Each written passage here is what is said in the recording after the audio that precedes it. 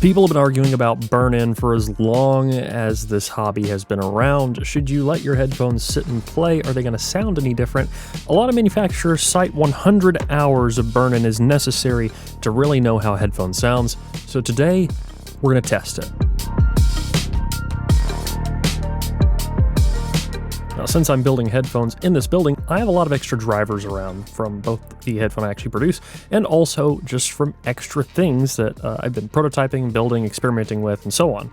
So I have 3 brand new drivers sitting here that I've taken and put in 3D printed chassis. We've put some leads on the end of them. There is an Wolf 50mm driver, the classic Peerless 50mm driver, and then Peerless's 40mm driver, which I have mounted onto this coupler, which is a Bruling Care ear simulator. If I'm going to be really specific, this is the Type 4159, which is a standard B&K 711 coupler. Now, the reason I am doing it like this instead of using ear pads and a headphone is to try and eliminate variation as much as we can, pad compression, placement changes, and so on. But there's still going to be some level of variation. So these brand new drivers have been put into these chassis, glued in place so they're not going to go anywhere. They're going to have a really solid seal. And then multiple times I took them off of this coupler and then screwed them back on pretty much as tight as I could to get an idea of the placement variation, which I'm actually really happy with. I'll pull it up right here. This is all the runs of the Peerless 50mm driver, completely fresh, brand new. So this is actually a handful of sweeps. This isn't just one. And you can tell it's pretty consistent. There's some small deviations here and there. Here's for the Peerless 40mm driver, and then here is for the Wolf 50mm driver. And then here are the placement variation deltas for all 3 of those drivers. Pretty small. There are some areas where it gets to be just a touch more, but all things considered, that is some pretty dang low placement variation. And again, one line each represents one of these 3 drivers. If you fill in the area, you essentially get something that looks like this. So I took all these drivers, I put them in a box with some foam so I wouldn't have to listen to them. I hooked them up to a JDS Labs Atom, and I played pretty loud noise through them for 110 hours. Figured the extra 10 hours couldn't hurt, right? I set a timer on my phone, and then I let them sit. After that timer was up, which was last night, hence the extra 10 hours because I took them off the amp today, I brought them in here, reconnected them to the coupler, and did measurements again, multiple times per driver with fresh screw-on seatings each time. Now, I'll show you deltas in a minute, but first I want to show you the raws, but also, not before I show you that you can get access to additional sweet content at the float plane, the link in the video description. Good way to support the channel. Check it out. This is all of the raw data from the Peerless 50mm driver. So the blue line is everything after the 110 hours of use. The red line is before the 110 hours of use. Here's the same thing for the Wolf 50mm driver. Again, the blue is after 110 hours of use. There's all 3 so you can see them all at once. And now I will show you the delta, all of them individually. This is the delta for the Wolf 50mm driver between it being brand new and being burned in for 110 hours. This is not really anything. I'll expand on that in just a minute.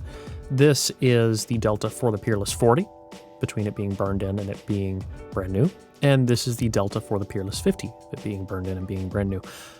These are all 3, which I'll show you all 3 lined up here. This is the delta of all 3. This is less than the delta of the placement variation in a scenario where this thing is literally millimeter tolerance screwed into the coupler. You are going to get significantly more variation than this just by having a pad on your headphones, just by using them on a human head. If we put this on the actual measurement rig, the variation is going to be probably 5 to 6 times that just from the various placements alone. So what I'm getting here at the end of the day is if there is anything happening related to burn-in after 110 hours, it is so incredibly minuscule that it is less than just moving the headphone less than a millimeter on your head, which should bring me around to another point. Why do companies tell you to burn things in? Well, it's hard to say specifically. I think that some of them genuinely believe that it makes a notable difference, but the reason this trend seems to have started to begin with is because people are much less likely to return something after they've had it for a while. And it takes a pretty hefty amount of use for you to sit down each day and use a headphone and reach 100 hours of use. You could leave it sitting on a table playing music for 100 hours, but realistically, I don't think people are going to do that. I think people are going to use it regularly, and after 100 hours, you know, kind of determine whether or not they're keeping it, or they probably won't even realize that 100 hours have passed.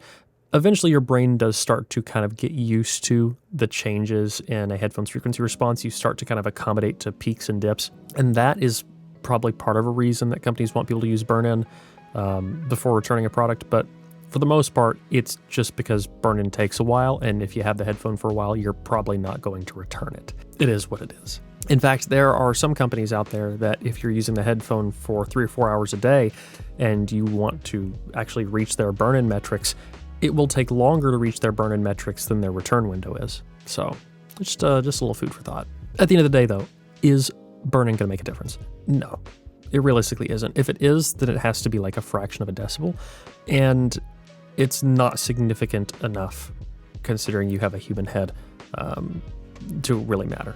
You could, again, move the headphone 1 millimeter on your head and get a different enough frequency response that it's going to be more significant than any driver changes that are actually actively happening. In fact, if you really want to know what's making the biggest difference in your headphones over time, it's actually pad wear. So pads make a massive difference in sound, and the more your pads wear in, the more it's going to change. There are plenty of headphones out there where the peaks, dips, all kinds of things change dramatically with pad wear, which is a sequel that I'm going to do to this video at some point. Not immediately after it, but at some point in the future I will do a video on pad wear, probably with a really weird rig to compress and scratch up pads. Not because I want to build a really cool robot, just because, you know, science, we have to be consistent, right? Well, I forgot to film the outro, and I probably pissed off enough people with this video today already, so I'm going to wrap this one up here. If you liked it, leave a like down below. Comment, letting me know what you want to see in the future. If you want to get active in the community or get access to a whole bunch of extra videos I make, you can check out the float plane in the video description. And as always, don't forget to stick around and subscribe for more videos like this in the future. Till next one, guys.